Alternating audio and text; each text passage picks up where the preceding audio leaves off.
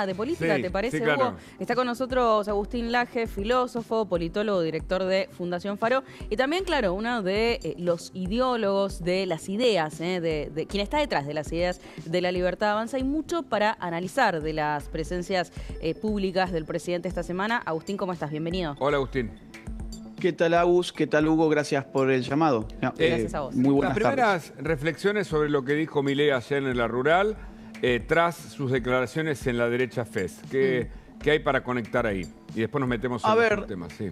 Desde el punto de vista conceptual hay algo muy novedoso en el discurso de Milei. Evidentemente, en términos políticos y económicos, el principal anuncio fue la baja de retenciones al campo, pero desde el punto de vista de la batalla cultural en el discurso en la rural, hay un dato del cual prácticamente nadie que yo haya escuchado tomó nota, y es la redefinición del concepto patria.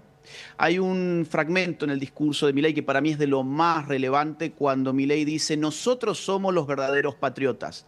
Recordemos que el espacio kirchnerista de cara a las elecciones de septiembre y de cara a las elecciones nacionales de octubre se ha dado en llamar Fuerza Patria. Ellos tratan de aglutinarse bajo ese significante, pero Milei en el discurso de la rural toma el desafío de redefinirlo con la pluma de Alberdi. Alberdi en Bases escribió la siguiente frase que es citada textualmente por Milei. Dice Alberdi: la patria es la libertad, es el orden, es la riqueza, es la civilización, organizados en suelo nativo bajo su enseña y su nombre. Cuando uno hace foco en lo que significa la patria para el kirchnerismo, en realidad todo lo que ha significado es saqueo, retroceso, pobreza, humillación, delincuencia, corrupción. Yo escuchaba a Máximo Kirchner en un reciente discurso donde enfrenta directamente a Milei y no podía dejar de evitar pensar en su reciente declaración de patrimonio. No sé si la gente que nos está mirando está al tanto, pero el último patrimonio que declara Máximo Kirchner está arriba de los 8.311 millones de pesos, lo que equivale más o menos a 6,5 millones de dólares, o sea, un 75% más en solo un año. Claro. ¿Cómo hace un funcionario, una persona que nunca trabajó además en el sector privado, que no se le conoce ningún trabajo en su vida, como para multiplicar 75% un patrimonio que casi roza los 7 millones de dólares? Eso es hacer patria para ellos, es enriquecerse. Claro. Milei va a la rural y dice: no, la patria es otra cosa. La patria es el campo, es el trabajador, es el pueblo argentino, es el esfuerzo de la libertad inspirado en Alberdi. Y esto, insisto, desde el punto de vista de la batalla cultural es muy importante porque le arrebata al kirchnerismo una de sus palabras clave de los últimos tiempos, por lo menos. Y ayer justamente el presidente se refirió al kirchnerismo y a Cristina Fernández de Kirchner, que es tal vez la ideóloga de ese movimiento, de este modo. A ver. El Partido del Estado cree que ustedes deben subordinarse eternamente a subsidiar las decrépitas industrias infantes de la casta. Ellos creen que como sector no valen nada, que solo extraen una renta de un activo fijo. Recordemos la fijación que tenía la doblemente condenada y ahora presidiaria con llamarle yuyo al producto que había financiado toda su aventura colectivista. ¿Qué pensás, Agustín?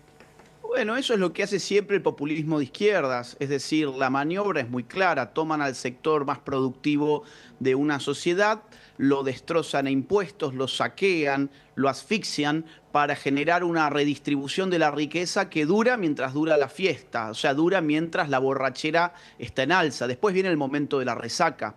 Este es una maniobra que en Argentina funcionó con el campo, en Venezuela funciona con los productos energéticos, y así en general destruyen las industrias nacionales o destruyen los sectores productivos nacionales, como es este caso, y después cuando se empobrecen ya no hay de dónde más rascar. Acá hay una concepción que hay que dejar atrás, que es la idea de que el que produce y el que genera riqueza es el botín del cual tenemos que ir a saquearles todos en nombre de la justicia social. Es exactamente al revés. Los que producen y generan riquezas deben ser aplaudidos por la sociedad argentina porque son el motor del progreso de la sociedad. En ese sentido, Milei reivindica una concepción liberal que además se ha articulado muy bien siempre con el campo. El campo como sector productivo, el más importante de nuestro país, siempre ha digamos así, siempre le ha pesado especialmente los impuestos, las retenciones, las regulaciones, los intervencionismos. El campo casi que por naturaleza es liberal libertario y ayer vimos una comunión entre estos dos sectores, el gobierno de Milei y los sectores rurales. Hay otro pasaje interesante en lo que fue el discurso de ayer del presidente, donde retoma este concepto de civilización o barbarie y dice que hay dos modelos. Lo escuchamos. Hoy, más que nunca, sigue vigente el adagio de Sarmiento, civilización o barbarie. La casta está afilando los cuchillos para volver a cortar su tajada. No los dejen sentarse de nuevo en la mesa bajo falsas promesas de civilicidad. Sentémonos nosotros a construir un nuevo siglo de oro argentino. Estaba pensando en el concepto sarmientino. Claro. Sarmiento nació en 1811, Alberdi en 1810. Fíjate qué interesante, ¿no? Dos conceptos que vos señalaste. Alberdi imitando lo que fue la Constitución norteamericana, ¿no?, en Estados Unidos, y un modelo que también tuvo Sarmiento en relación con la educación y en estos dos modelos, ¿no? Civilización o barbarie, Agustín. ¿Y por qué habla ahora Milei? ¿Por qué retoma Milei este concepto para evaluar la política actual, ¿no? Y este concepto de casta que menciona tan frecuentemente. Mira, en batallas culturales siempre los anclajes históricos son muy importantes. Para el kirchnerismo su anclaje histórico estaba en los montoneros de la década del 70.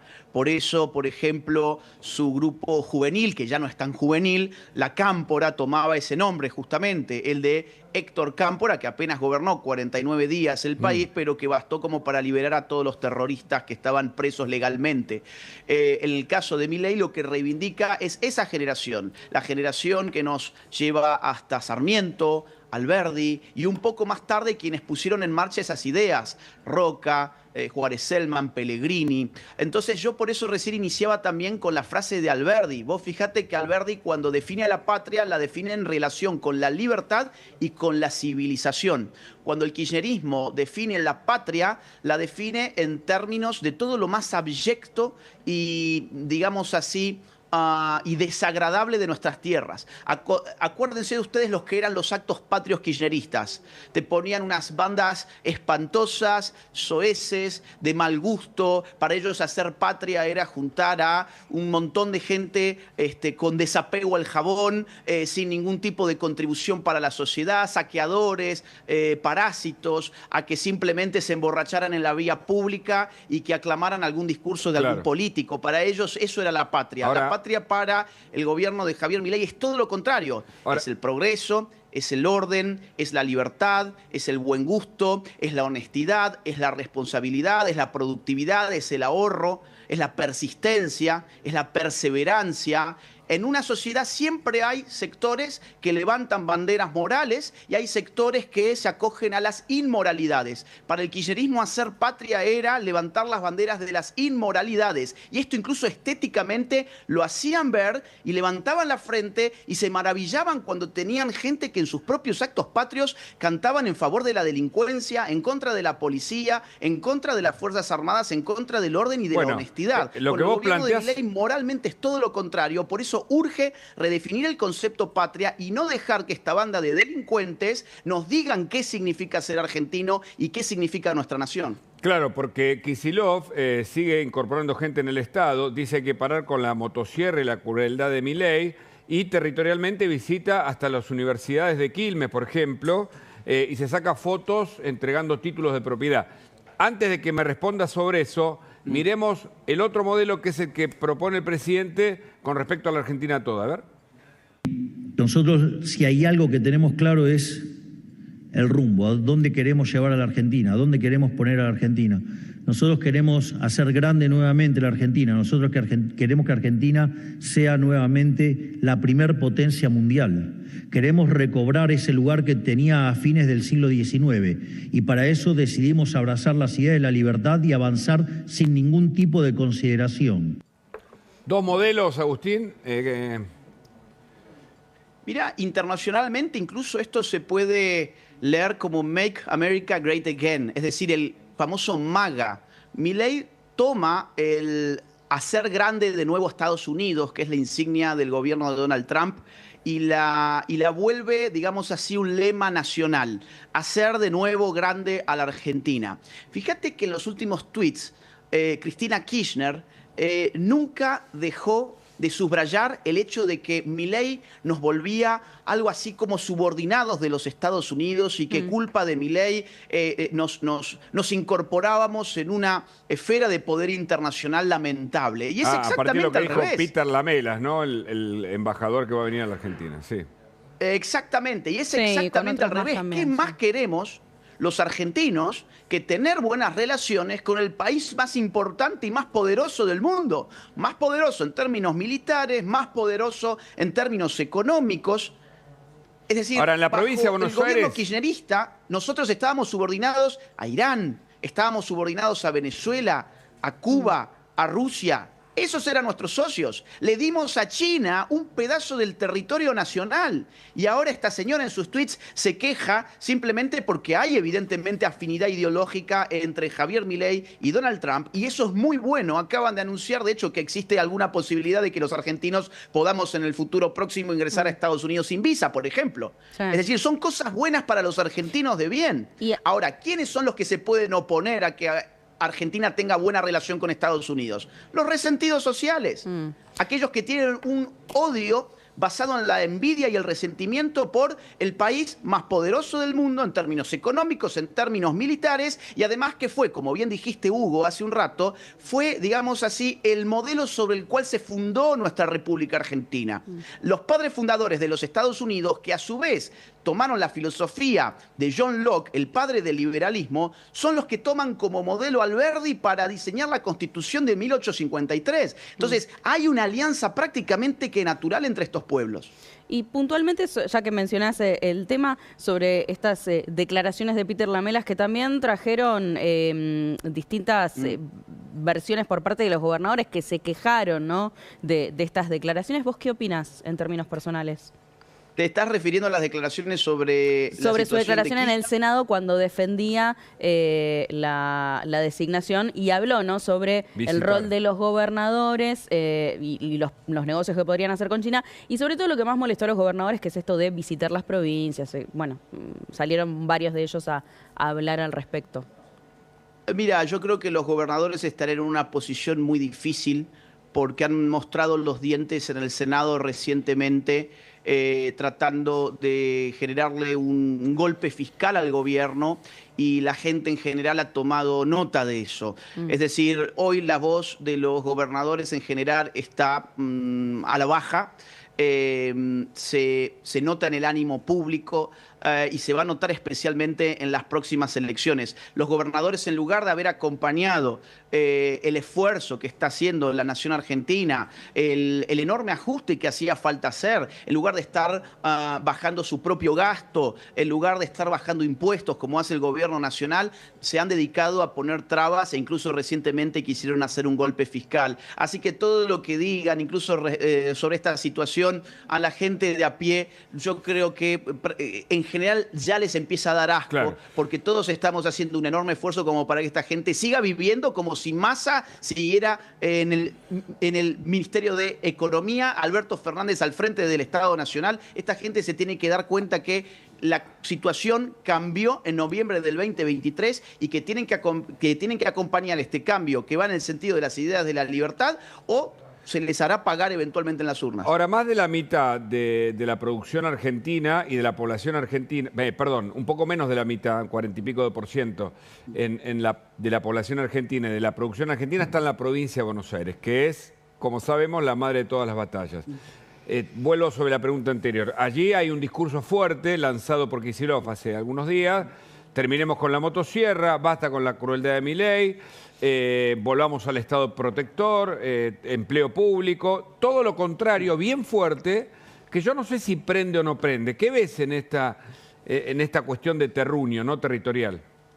A ver, Hugo, hace 42 años volvió la democracia, si no me fallan las cuentas. Si no me fallan las cuentas, 34 años fueron gobernados por el peronismo en provincia de Buenos Aires.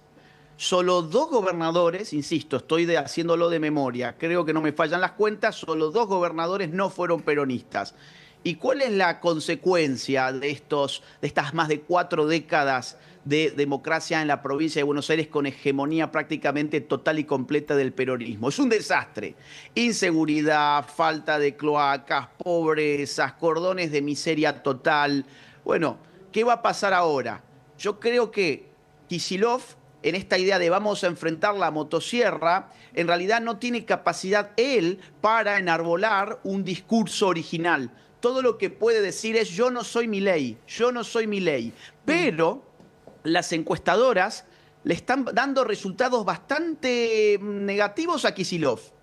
Por ejemplo, la consultora Delfos, que hizo un estudio hace pocos días, el 15 de julio, le dio a La Libertad Avanza en provincia de Buenos Aires una diferencia de 10,2 puntos.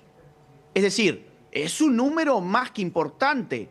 Hay otras, por ejemplo, Management and Fit, que le dio a La Libertad Avanza 41 puntos frente al 33% del kirchnerismo. Es decir, no están logrando, a mi juicio, brindar un discurso atractivo. Todo lo que te pueden decir es, no somos Milei, no somos la motosierra. Pero la gente, gracias a la motosierra, ha experimentado dos cosas que son fundamentales. Por un lado, la baja sostenida de la inflación, que era el principal motivo de preocupación en el 2023. Es decir, la principal promesa de Milei se está cumpliendo incluso por encima de las expectativas de los que lo votaron, en todas partes. Y el otro gran punto que se está mirando muy de cerca es que la pobreza se ha reducido de un 57% a un 32%, 12 millones de argentinos pobres menos.